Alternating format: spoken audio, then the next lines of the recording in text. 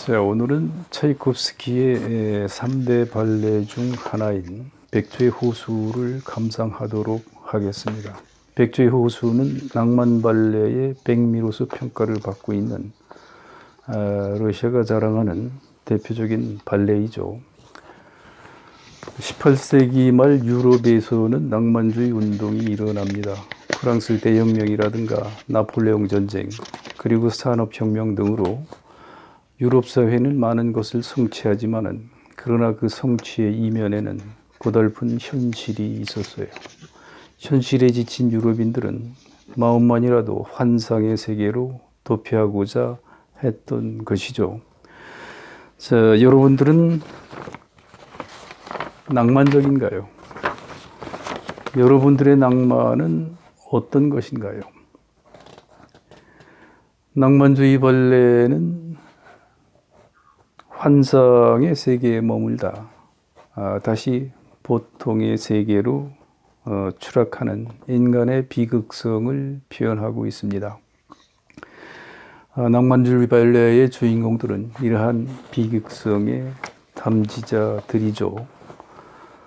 백조의 호수는 어느 조그마한 나라의 왕자와 마법에 걸린 공주와의 이루어질 수 없는 사랑의 이야기를 다루고 있습니다. 마법에 걸린 공주는 해가 지면은 사람으로 변하는 백조입니다. 비인간계 존재이죠. 그렇기 때문에 애시당초 왕자와 공주의 사랑은 이루어질 수 없는 사랑이었죠. 왕자와 공주는 잠시 사랑이라는 이상세계에 머물지만은 결국 좌절하고 다시 보통의 세계로 추락하는 자들입니다. 낭만주의 용법에 충실한 주인공들이죠. 자, 사랑과 배반, 그리고 파멸. 이것이 러시아인들의 사랑의 방정식입니다. 러시아인들은 사랑하기 때문에 상처를 받는 것이 아니라 상처받기 위해서 사랑을 한다고 합니다. 그래서 러시아 작가들은 주인공들을 죽이거나 시베리아로 유형을 보내죠. 새드 엔딩입니다. 왕자와 공주의 사랑, 그들의 운명은 어떻게 될까요? 지금부터 발레를 감상하도록 하겠습니다. 자, 백조의 호수 줄거리인데요. 간단하게 소개를 하겠습니다. 주요 등장인물은 공주 오디트, 백조죠. 왕자 지그브리트, 마법사. 자, 마음에 안 들면 가끔 우리가 악마라고도 합니다. 로또바르트, 마법사 딸 흑조 오디르. 자, 여기에서 백조와 흑조는 1인 2역입니다. 한 사람이 두 사람의 역할을 하고 있는 것이죠. 자, 이 발레는 전부 사막으로 되어 있는데요. 자, 1막의 무대는 성인식장입니다. 왕자가 성인이 되어서 호숫가로 사냥을 나간다는 얘기인데요. 러시아에서는 칼을 주고 독일에서는 활을 준다고 합니다. 성인이 되었음을 세상에 선포를 하는 것이죠. 사건의 발단이면서 앞으로 닥쳐올 왕자의 비극이 예견되는 무대입니다. 자, 이 막은 무대가 숲속의 호숫가입니다. 왕자가 사람으로 변한 공주를 만나서 사랑을 고백하는 장면이 주요 내용입니다. 자, 가장 유명한 차이콥스키의 정경이 흘러나오면서 왕자와 공주가 춤을 추는 2인무 파드대로 유명한 무대인데요. 볼거리가 가장 많은 그러한 무대이기도 합니다. 3막은 궁정 무도회장입니다. 왕자가 신부감을 결정하는 날인데요. 6명의 나라에서 6명의 공주가 초대돼서 왕자는 여기에서 미래의 신부감을 선택을 해야 됩니다. 왕자는 이 무대에 공주 오디트도 초대를 해서 사랑의 맹세를 하겠노라고 굳게 약속을 합니다. 그러나 왕자 뜻대로 될까요? 악마가 방해를 합니다. 자, 마지막은 사막인데요. 무대가 다시 숲속의 호숫가입니다. 악마의 속은 왕자가 악마와 결투를 하러 호숫가로 달려갑니다. 누가 승리를 했을까요? 앞서 이 백주의 호수, 이 이야기는 이루어질 수 없는 사랑 이야기라고 했는데요. 과연 공주와 왕자의 운명은 어떻게 되었을까요? 자, 나중에 여러분들이 줄거리를 자세하게 읽어보길 바랍니다. 무대예술이라든가 공연예술 같은 것은 줄거리를 알고 봐야 돼요. 줄거리를 모르고 보는 거하고 차이가 많이 납니다. 자, 1막을 이제 감상을 해 볼까요?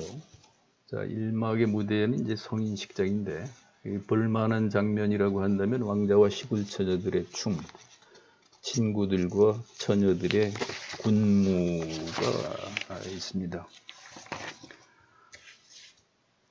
자, 서양에서는 성인식이 중요한 관례 중 하나입니다. 자, 뭐 우리나라에서도 과거에는 성인식이 중요한 제례 중에 하나였는데 일제가 이제 지배하면서 뭐 한민족 문화 말살 정책의 일환으로 지금은 이제 유명무실해졌는데요. 여러분들이 만 20세, 그러니까 한 2학년 정도 되나요? 대학교 2학년생 정도 되나요? 5월 셋째 월요일이 성인식입니다. 얼마 안 남았네요. 부모님을 모시고 옛 스승과 이제 친한 친구들을 초대해서 성대하게 축하 파티를 하는 것이 관례입니다. 자신이 성인이 된 것을 세상에 선포하는 것이죠. 동물적 성숙뿐만 아니라 책임감 있는 성인으로서 사회의 한 구성원이 되었다고 하는 것을 알리는 겁니다. 얼마나 가슴이 벅차겠어요. 이제 여러분들이 주민증 없이도 담배를 살 수가 있는 겁니다. 친구들은 축하의 춤을 추어주고 축하의 의미로 어머님은 화를 선사합니다. 화를 선물하는 것은 뭔가요? 이제 사냥을 혼자 하라는 것이죠. 즉 성인이 되었음을 의미하는 겁니다. 자, 성인이 되었다는 강박감에 마음이 착잡해진 왕자는 깊은 상념에 잠깁니다. 그때 저 멀리 한 무리의 아름다운 백조떼가 날아갑니다. 마음도 싱숭생숭한 왕자는 그들을 따라 숲속으로 사냥을 갑니다. 자, 춤을 한번 볼까요?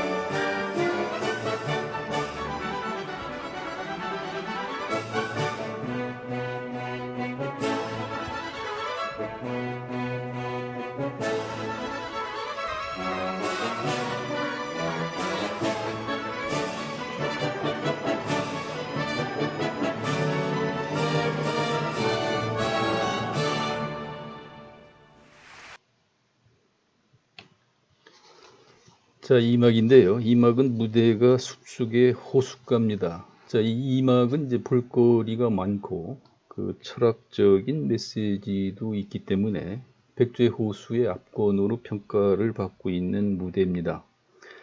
선과 악이 공존을 하는 인간 세계의 보편성을 표현해 주고 있습니다. 백조의 무리를 쫓아온 왕자는 호숫가에서 인간의 모습으로 변한 아름다운 오디트 공주를 보고 사랑에 빠집니다. 이 첫눈에 반해야 됩니다. 사랑에 빠져야 되지. 아니면 이게 얘기가 안 됩니다. 이 마법에 걸린 공주가 인간으로 돌아오기 위해서는 한 남자로부터 변치 않는 사랑을 받아야 된다라는 사실을 알고 지금부터 왕자는 공주에게 사랑에 굳은 맹세를 하고 다음날 자신의 신부감을 정하는 무도회의 오디트를 초대합니다. 자, 여기 볼만한 장면이라고 한다면은 그 가장 그 최고의 춤으로 평가받죠. 백조의 호수에서 왕자와 공주가 두 사람이 추는 파드대입니다. 2인우. 이 발레 용어는 뭐 거의 대부분이 프랑스어로 되어 있죠.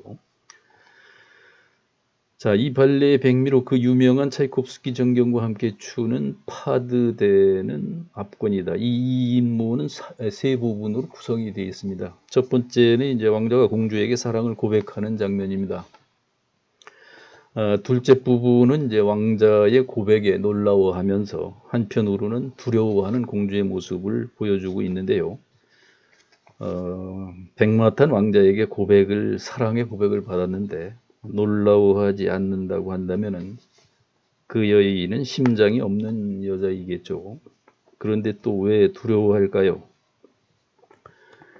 공주는 자신이 마법에서 영원히 풀릴 수 없다라는 것을 알기 때문에 절망을 하고 있는 것이죠. 자, 이러한 공주의 자신의 운명에 대한 절망감을 슬프게 잘 표현하고 있는 부분이 두 번째 부분입니다. 마지막으로는 상처받을 것이 뻔하지만 그래도 신랄 같은 희망을 버리지 못하고 왕자에게 애정을 숨기지 못하는 가녀린 공주의 마음을 잘 표현하고 있습니다. 이 이제 네 마리 백조의 춤이 있고요. 백조들의 군무가 있는데요. 자, 왕자하고 공주가 추는 이 인물을 먼저 감상을 해 볼까요?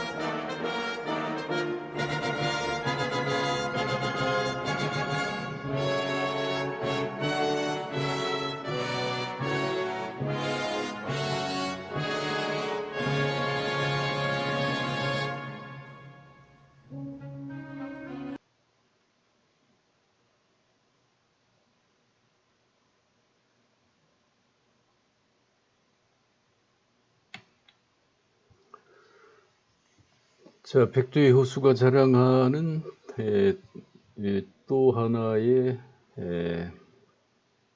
유명한 춤이죠. 백조의 네 마리 백조의 군무입니다. 백조의 군무. 자, 먼저 춤을 볼까요?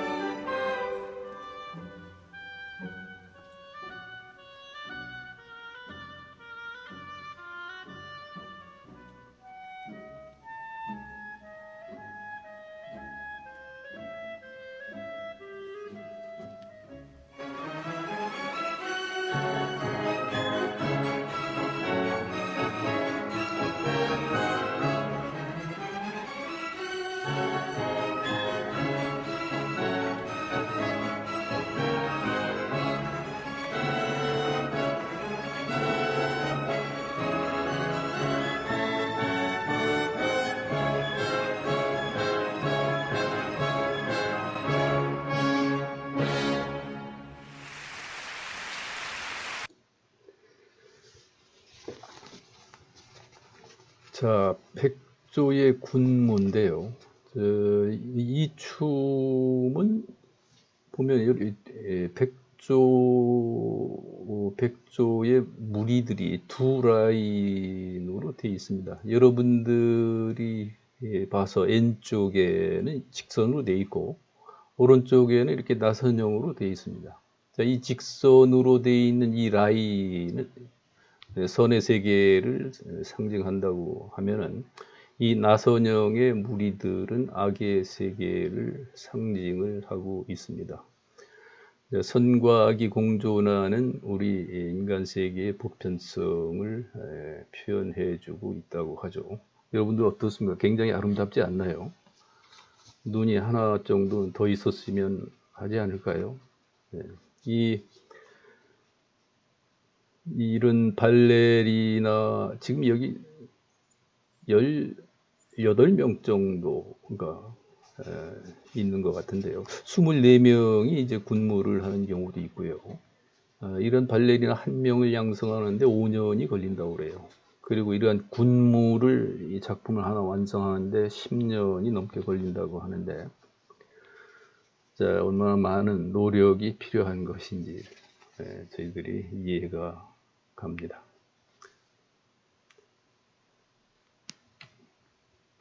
자, 이 네 마리 백조의 춤. 이 네 마리 백조의 춤은 다른 춤들하고 이제 다른 것이 네 마리 백조가 춤이 끝날 때까지 그 손을 엇갈려 잡고서 놓지를 않습니다.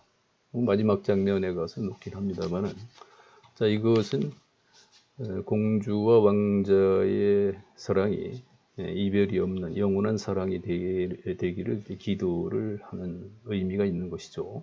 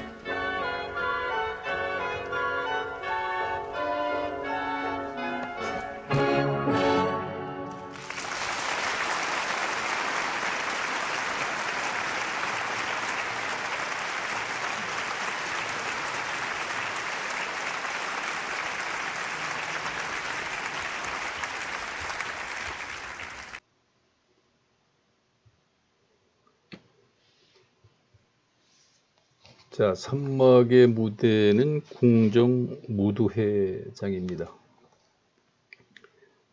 이 산막의 메시지는 낭만 발레 주인공의 비극성, 악마의 폭력성, 이러한 것들을 보여주고 있습니다. 왕자를 위해서 6명의 공주들이 초대됩니다. 자, 이날은 왕자가 자신의 미래의 신부감을 선택을 해야 됩니다. 왕비가 이들 중 신부감을 선택할 것을 종용하지만 왕자 지그브리트는 이를 거절하고 오디트가 오기를 기다립니다. 이때 마법사 로토바르트가 오디트 공주로 위장한 자신의 딸 오디를 데리고 나타납니다. 왕자는 오디를 공주로 잘못 알고 그녀와 결혼을 약속합니다. 이때 마법사와 그 딸은 본색을 드러내고 사라지고 마법사에 속은 것을 안 왕자는 슬픔과 분노에 못 이겨 숲으로 달려간다. 자, 여기 볼만한 장면이라고 하면은 흑조 오딜의 동무인데요. 1인무인데요. 이 흑조는 백조를 연출한 1인 2역입니다. 네. 여기에서 이제 흑조 오디르, 악마의 딸이죠. 오디르의 그랑휘떼. 휘떼 하면은 회전이라고 하는 의미를 갖고 있어요. 그랑휘떼 하면 대회전 이런 의미인데요. 32번을 이제 회전을 합니다. 포인트로 의지를 해서 32번을 회전을 하는 것이죠. 옛날에는 이렇게 32회 휘떼를 하는 발레리나들이 별로 없었다고 그래요. 요즘에는 뭐 많이 있다고 하는데 이 왕자를 유혹하는 클라이막스 장면을 격정적으로 보여주는 것을 암시하는 춤이라고 합니다.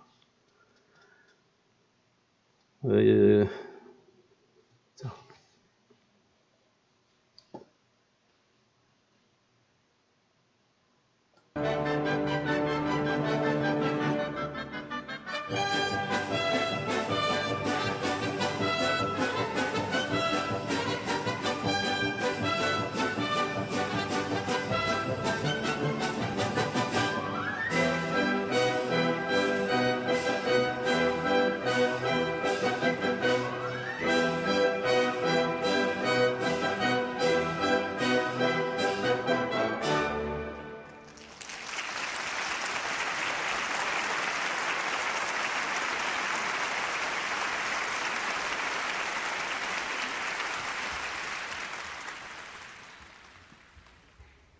내가 속으로 세봤는데 정확히 32번을 회전을 하는 것 같네요.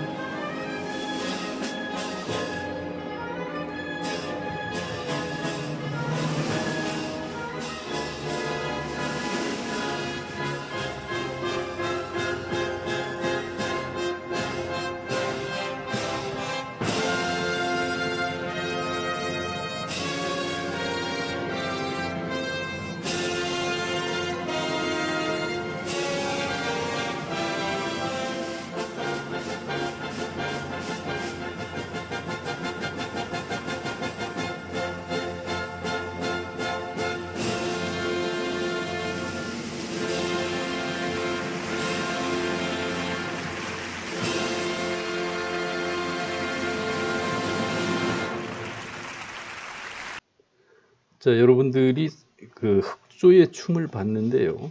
그 백조의 춤하고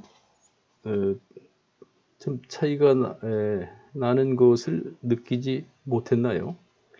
백조의 호수의 발레의 묘미 중에 하나라고 하는데요. 백조와 흑조의 춤을 비교를 해서 감상을 하는 것이라고 하는데 어떻게 다르던가요?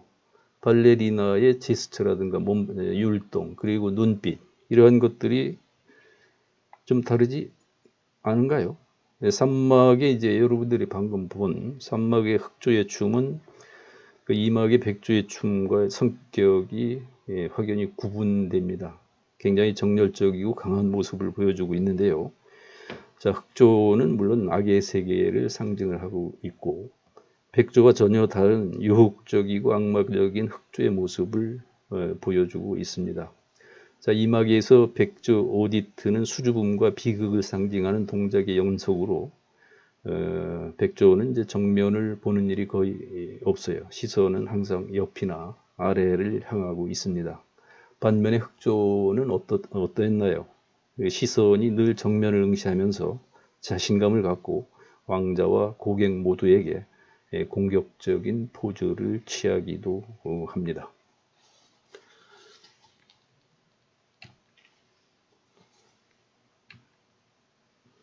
자, 마지막 사막입니다. 무대는 다시 숲속 호숫가입니다. 자, 여기에서 이제 볼만한 장면은 다시 왕자와 공주가 추는 2인무입니다. 클라이막스 파트인데요. 차이콥스키의 유명한 전경이 다시 한번 흘러나오네요. 자, 공주 오디트는 왕자의 배신으로 마법에서 풀려나지 못하고 영원히 백조로 살게 됩니다. 오디트와 왕자는 비탄에 젖어서 서로의 운명을 슬퍼합니다. 자, 이때 그들을 갈라놓기 위해서 악마 로트바르트가 나타나고 왕자는 마법사와 결투를 해서 승리를 합니다. 자, 마법은 풀렸을까요? 왕자와 공주는 호수 속으로 뛰어들어 목숨을 끊는다. 이것이 이제 발레의 엔딩입니다. 자, 춤을 감상하겠습니다.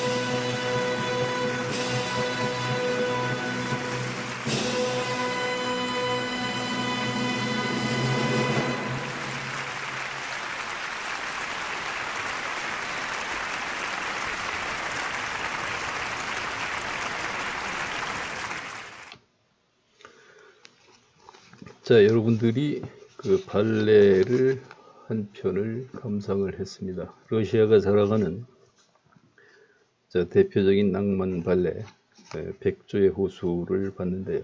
여러분들 어땠나요? 뭐 내년에는 부모님들 결혼 기념식에 한번 이 발레에 러시아 발레에 초대를 하는 이벤트를 한번 마련해 보면 어떨까요? 나오는 남진 아저씨 노래는 이제 많이 들었으니까. 자, 낭만 발레 여주인공의 비극성. 발레의 주제에 대해서 잠깐 정리를 해 보겠습니다. 자, 우리가 낭만 발레 하면은 최초의 낭만 발레는 이제 라 실피드인데요. 1832년에 이제 파리 오페라자에서 초연이 됩니다. 그리고 한 10년 후에 지젤이 나오죠. 불후의 명작이라고 하는 지젤이 나옵니다. 그리고 1895년 차이콥스키의 백조의 호수가 낭만 발레를 완성을 합니다. 원래 이 백조의 호수는 몇 년 전에 이제 초연이 됩니다. 95년 이전에 그 실패를 하고 재연이 되는데 더 참담하게 실패를 합니다. 이 백조의 호수가 이제 대성공을 하게 되는 것은 프랑스의 이제 천재 안무가인 마리우스 부티파하고 러시아인 이바노프 두 콤비가 만든 백조의 호수가 1895년에 공연이 되는데요.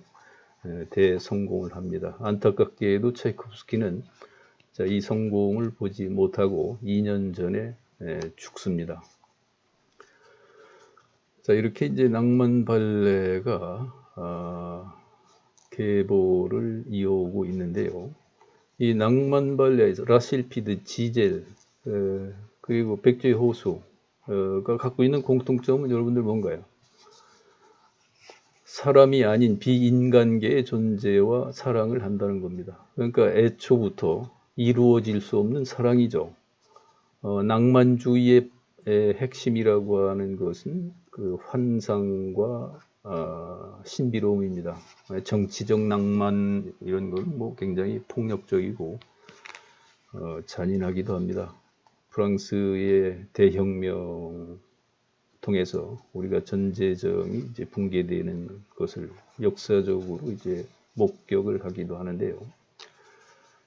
자, 이 발레, 낭만 발레에서의 이 환상이라든가 이러한 신비로운 분위기는 당시 현실에 지쳐있던 유럽인들의 마음에 평안함을 이제 주기도 했던 것이죠. 라실피드, 부르주아 청년 제임스와 춤의 요정 실피드와의 사랑 이야기입니다. 이 제임스는 이제 부르주아 출신 부자예요. 약혼자가 있었습니다. 약혼자 에피가 있었죠. 그 약혼자의 실증이 나서 다른 세계의 피조물인 공기요정 실피드를 사랑하게 된다는 이야기입니다. 마녀가 이제 나와야 되겠죠. 마녀는 제임스에게 매기를 만나서 그녀로부터 스카프를 받아서 그것을 실피드 어깨에 두르면 영원히 두 사람이 함께 할 것이라고 거짓말을 합니다. 자, 마녀에게 속은 제임스가 스카프를 실피드 어깨에 두르자마자 실피드는 날개가 떨어져 죽습니다. 낭만주의 용법에서는 날개는 삶의 황홀함, 덧없는 아름다움을 상징하기도 하지만 다른 한편으로는 인간의 꿈의 완성을 상징하기도 합니다. 그래서 날개가 떨어진다는 것, 그것은 무한한 꿈의 상실이며 초자연적인 것의 붕괴를 의미하기도 하죠. 약혼자 머피는 제임스를 떠난다. 예, 약혼자도 제임스를 떠나요. 제임스는 어떻게 됐을까요? 약혼자도 떠났고, 그리고 실피드도 잃습니다. 자신의 꿈도 약혼자도 모든 것을 잃는다. 이것이 이제 낭만적 영웅이 패배하고 보통의 삶이 승리하는 것을 암시합니다. 이것이 이제 낭만주의 비극성이죠. 낭만주의 영웅은 늘 이상세계를 동경하지만 그러나 좌절하고 다시 보통세계로 추락을 합니다. 이것이 낭만주의 주인공들의 비극성입니다. 자, 지젤도 요정을 사랑을 해요. 하이네의 시 빌리 처녀 귀신들의 이야기를 소재로 한 건데요. 신분 차이로 알베르와 지젤은 사랑을 이루지 못합니다. 지젤은 그 충격으로 심장마비로 죽어요. 죽어서 이제 춤으로 남자들을 유혹해서 죽이는 춤의 요정 빌리가 됩니다. 자, 어느 날 숲속을 산책하는 알베르를 죽이려고 하는 다른 빌리들로부터 그를 구해주고 요정답게 새벽 종소리와 함께 무덤으로 사라집니다. 알베르는 살아남지만 한없는 고독과 슬픔에 빠진다. 환상의 세계에서 추락한 또한 보통의 세계 추락한 또 한 명의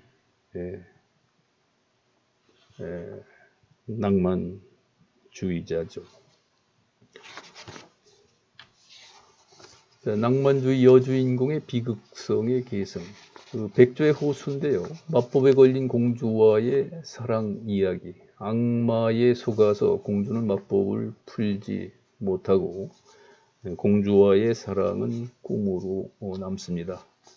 두 낭만주의 영웅은 패배자가 되는 거죠. 공주 오디트는 라실피드, 지젤의 비극성을 낭만주의 여주인공으로서 계승을 하고 있는 것입니다. 자, 낭만주의 예술의 비극성, 인간이 아닌 요정과의 사랑 이야기, 애시당초 이루어질 수 없음을 상정을 하고 있는 것이죠. 인간은 끊임없이 꿈을 꾸지만 그 꿈은 이루어지지 않고 꿈으로 남는다. 갑자기 자크라캉의 욕망의 이론이 생각이 납니다. 낭만주의 주인공은 꿈을 잃은 패배자가 되어서 다시 보통의 세계로 돌아온다. 이것이 낭만주의 예술이 보여주는 인간의 비극성이다. 자, 수업 마치겠습니다.